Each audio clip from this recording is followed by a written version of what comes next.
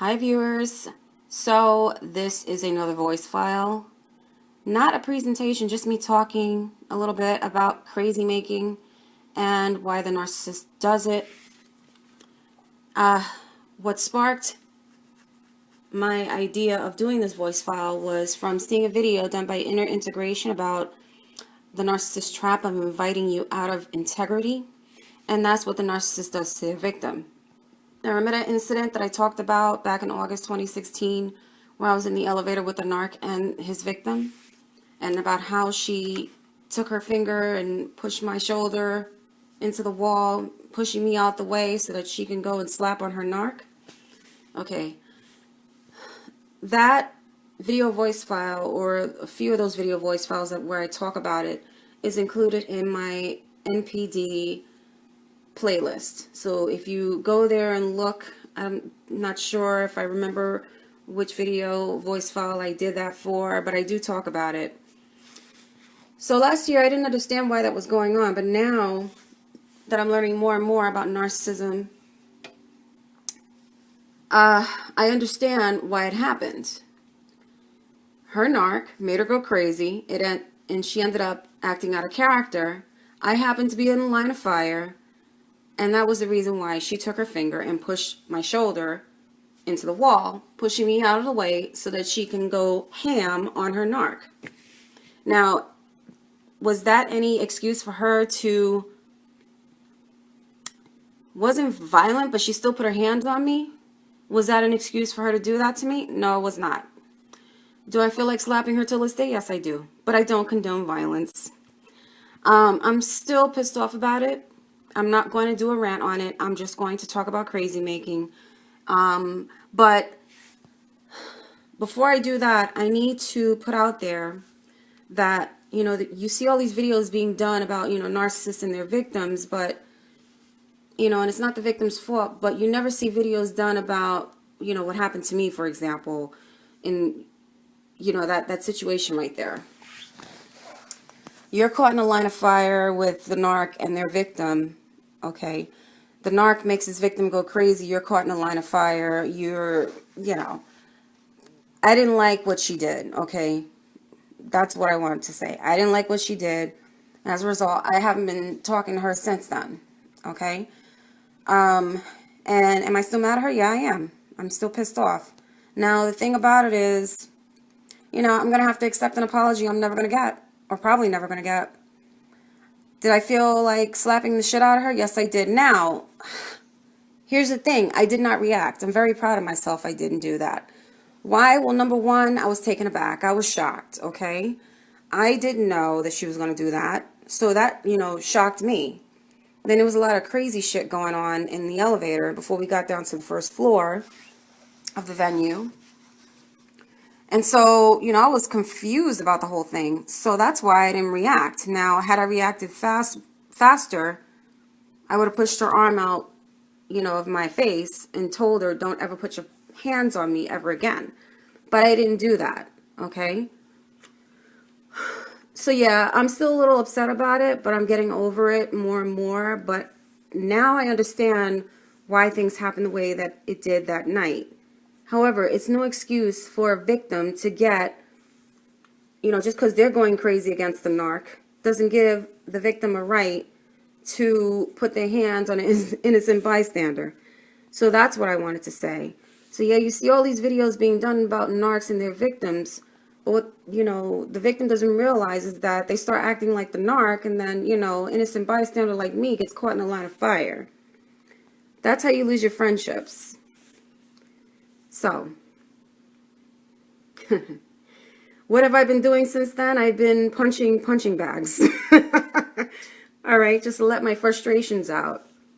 And, I've been doing some other stuff too, but, whatever. Anything to let my frustrations out. I'm still pissed off at what happened, but, it is what it is. So, I hope she's proud of herself for doing that. But, when you're acting out of character, you really don't know what the hell you're doing anyway until after it happens. But the fact that she didn't apologize for it proved to me that she wasn't my friend in the first fucking place. So there you go. Before I start ranting, let me read what, first of all, check out Inner Integration, that video. I have the link posted below this voice file. And then check out that article that I posted also below this voice file called The Crazy Making Behavior of a Narcissist. I'm going to read a little bit off of this because I don't want to make the voice file more than 10 minutes. But I'm reading it so I can give you an idea of what crazy making is about and why the narcissist does it, okay?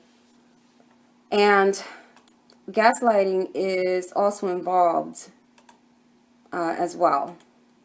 If I can just get the link on here, that'll be great. Copy and paste. Okay. You know what? Yeah, you're hearing me type right now. I type 100 words per minute.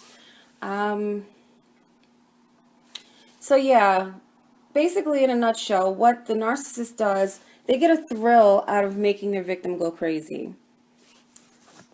And so it's like, you know, a show for them. It's like an entertainment show for them when they do that, okay? So, you know, and you know, they do it for no reason. But the main reason why they do it, which is for no good reason at all, is that they want to see their victim go crazy. And it's all because the narc has issues of their own. They also like to project their own shit onto the victim. I'm almost to the link, so just give me a minute. We got 6 minutes in, almost 7 minutes. Okay, here we go. So I'm going to read a little bit of the article, and then once you click on the link below this voice file, you can read the rest of the article. But here's a good article on it. Don't forget to check out Inner Integration's video about it as well. She does a very, very good explanation about it, as well as goes into detail about why it happened. And, you know, she's telling the victim, you know, maybe, you know, you should think about, you know, how you reacted and what you could do to change it, you know, stuff like that. Because the narcissist's goal is to get someone to react, is to get the victim to react in a negative way. And then they turn around and blame it on the victim. And then the victim feels like shit, you know. But then, you know, as far as I have to stop saying you know a lot, I know. As far as my situation, that last summer, when I was in the elevator with both of them, you know, I was caught in a line of fire. I was an innocent bystander. She ends up taking her finger and pushes my shoulder to the wall, okay? And, you know, I didn't get pissed off until later. But, you know, I'm still upset about it. So anyway, let me start reading before, you know, yeah, I said it again. Before this video voice file ends. So I'm going to read a few lines here. Which is a good line? So the definition of gaslighting is to drive someone crazy. So gaslighting is involved in crazy making, okay? And narcissists use this method to keep their victims under their control. Whenever I talk about the devil card in the general readings, it's, you know, bondage, okay? That's what the narc does.